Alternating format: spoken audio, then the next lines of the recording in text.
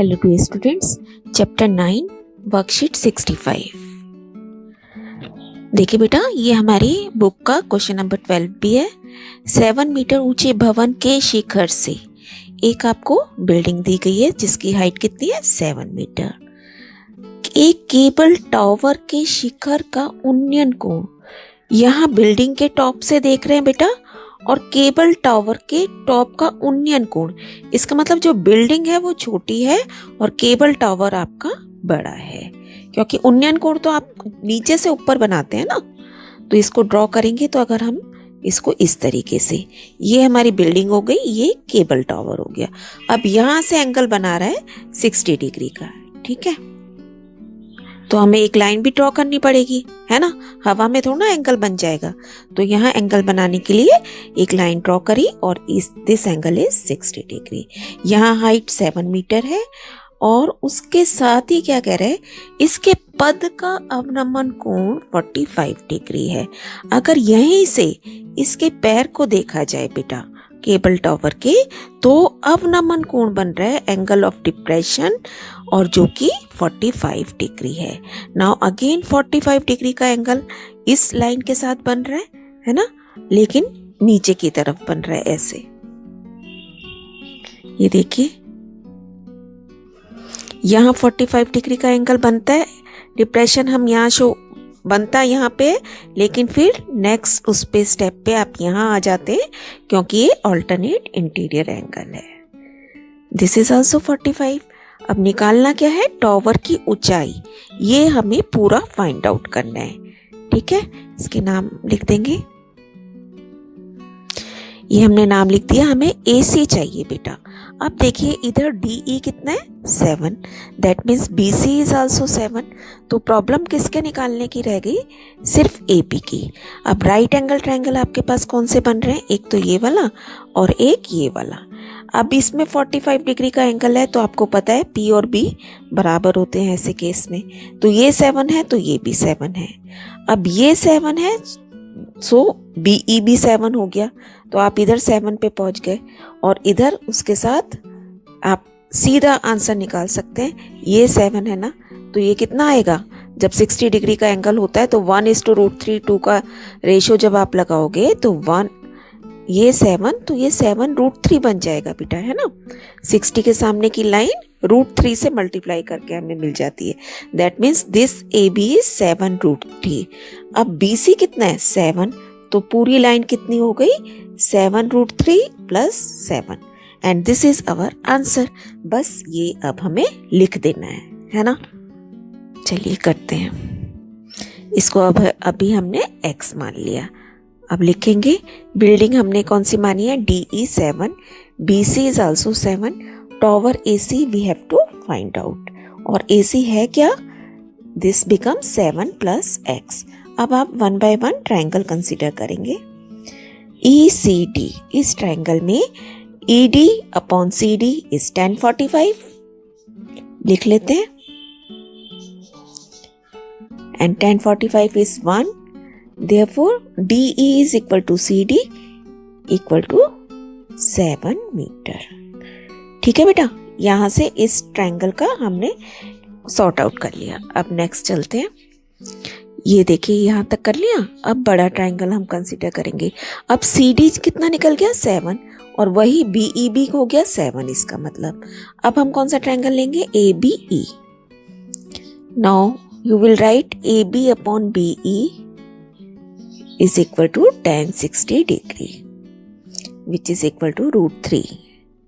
अब AB हमारे पास है X और BE कितना है 7 ऊपर चला गया √3 के साथ, तो ये हो गया 7√3।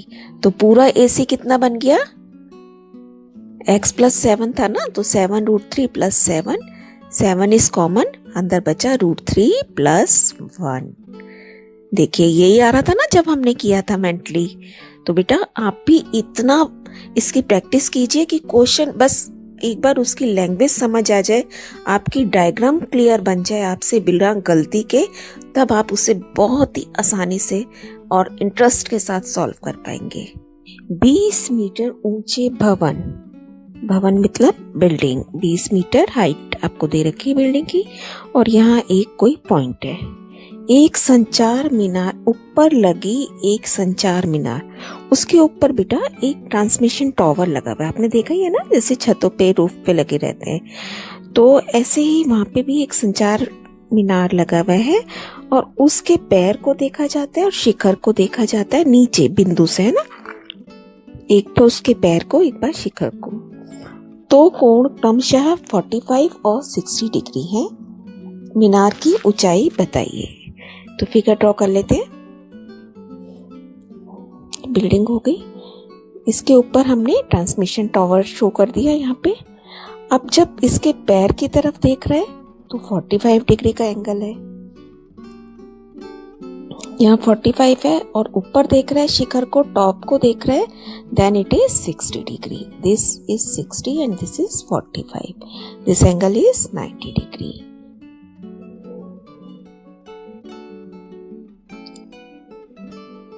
देखिए ये हमें पता है, और इसकी टावर की हाइट, बिल्डिंग की हाइट कितनी है, BC जो हमने बनाई है बिल्डिंग, उसकी हाइट 20 मीटर है।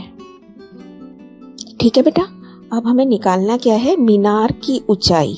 तो आपने मीनार कौन सी बनाई है, AB, मतलब this portion we have to find out. अब हम क्या करेंगे, दो ट्रायंगल है मेरे पास, एक तो छोटा BCD और एक बड़ा ACD, तो दोनों में हम रिलेशन निकालेंगे।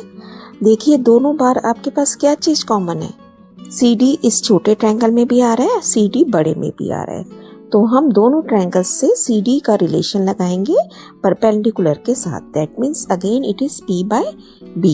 तो P/B क्या होता है, tan का होता है ना, तो वही लिख लेते हैं। बिल्डिंग हमारी हो गई BC, that is 20 metre. Tower AB हमें निकालना है। Now AB is AC minus BC।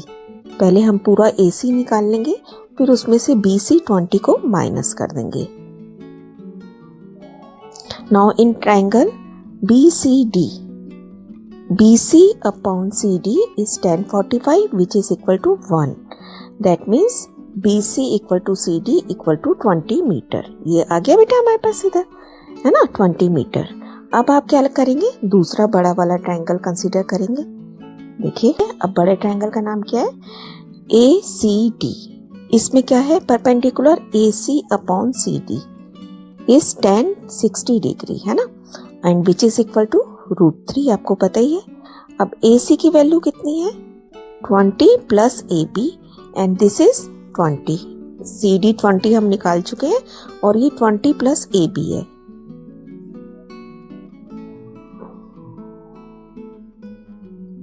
तो AC कितना आ गया आपके पास, 20√3। अब AC में से हम BC को माइनस कर देंगे, यही हमने पीछे देखा था ना, AC हमने निकाल लिया 20√3, BC हमें पता है 20, दोनों को माइनस कर देंगे तो AB मिल जाएगा। 20√3 माइनस 20 इज कॉमन, अंदर बचा √3 minus 1 metre. This becomes our answer. Try वाले क्वेश्चन देखते हैं। पेड़ की छाया की लंबाई पेड़ की लंबाई की वर्गमूल 3 गुना है, √3 टाइम्स। देखिए बेटा, तो √3 से आप जब मल्टीप्लाई करेंगे तो वो ज़्यादा हो जाएगी ना, छाया जो शेडो है उसकी वो ज़्यादा हो जाएगी। तो फिगर बनाते हैं पहले इसकी। देखिए बेटा, ये अगर 1 है तो ये √3 से मल्टीप्लाई करके मिल रहा है। दैट मीन्स अगर ये x है तो ये x √3 है। अब आप बता दीजिए कि कौन सी छोटी साइड है, ये x है ना, छाया लंबी है, तो इसका मतलब यहाँ एंगल क्या होगा, अगर ये साइड छोटी है तो एंगल भी ये छोटा होगा, और कौन सा एंगल होगा, 30 डिग्री का, क्योंकि 30, 60, 90 के केस में ही हम 1:√3:2 का रेशियो अप्लाई करते हैं, है ना। अगर मैं रेशियो लिखूं तो ये अप्लाई करते हैं। Now if AB is x, आप लिख भी सकते हैं, देन BC इज x √3, है ना। और अगेन अगर ट्रायंगल को कंसीडर करें हम, x upon x √3 is tan theta. तो थीटा कितना आ गया आपका, ये देखिए x से x कट गया, tan theta is 1/√3 and that means theta is 30, जो कि आपने वर्बली भी कैलकुलेट कर लिया था, है ना। ऐसे ही करना है हमें बस। नेक्स्ट देखते हैं। एक ऊर्ध्वाधर टॉवर एक क्षैतिज तल पर खड़ा है। Vertical tower stands on horizontal plane, और इसके ऊपर एक 5 मीटर ऊर्ध्वाधर ध्वज दंड, एक फ्लैग इसके ऊपर लगाया गया बेटा। तो देखिए ये अभी हमने टॉवर बना लिया, इसके ऊपर 5 मीटर ऊंचा फ्लैग है। ये जो हमने फ्लैग बनाया है ये 5 मीटर है। अब वो कहता है कि इस कहीं इससे नीचे से इसके फ्लैग के नीचे और ऊपर के उन्नयन कोण क्रमशः 60 और 45 डिग्री है। फ्लैग के जब टॉप को देख रहा है और बॉटम को देख रहा है तो एंगल ऑफ एलिवेशन बना रहा है, तो नीचे से ऊपर बना रहा है, यहाँ देख रहा है 45, यहाँ देख रहा है तो 60। ये देखिए इस तरीके से। और हमें क्या निकालना है? टॉवर की लंबाई, ये चीज निकालनी है। बस यही काम करना है हमने। इनके नाम दे दिए सारे, एंगल शो कर दिए। ए बी इज 5 मीटर, इसको अभी हमने x मान लिया। तो जब आप बी सी डी निकालोगे तो ये x है तो ये भी x हो गया, है ना। लिख लेते हैं, B C upon C D is 1045, that means B C is equal to C D equal to x। अब हम बड़ा ट्रायंगल कंसीडर करेंगे। A C upon C D is 1060, that means √3. Now AC is ACD इसके साथ multiplication में चला गया, CD √3 बन गया हमारे पास। नेक्स्ट देखिए, यहां तक हो गया बेटा। अब CD को आपने क्या माना है? X, और ये X, ये भी X आ गया अभी हमने निकाला, क्योंकि BC और CD दोनों इक्वल हैं, तो ये भी x हो गया। तो AC क्या बन गया? AC की जगह अब हम लिख लेंगे x + 5। x + 5 is equal to x √3। अब x की टर्म कलेक्ट कर लेंगे हम। x कॉमन आ गया, x इज 5 अपॉन √3 - 1। रैशनलाइज करेंगे √3 + 1 से, तो देखिए 3 का √3 का square 3, 3 - 1 2। So answer is 5/2 √3 + 1 upon 2, है ना। और अगर बेटा आगे आपसे कहा जाता है कि √3 की वैल्यू रख के सॉल्व करो, तो क्या वैल्यू होती है? 1.732। अब हम इसे रख देंगे।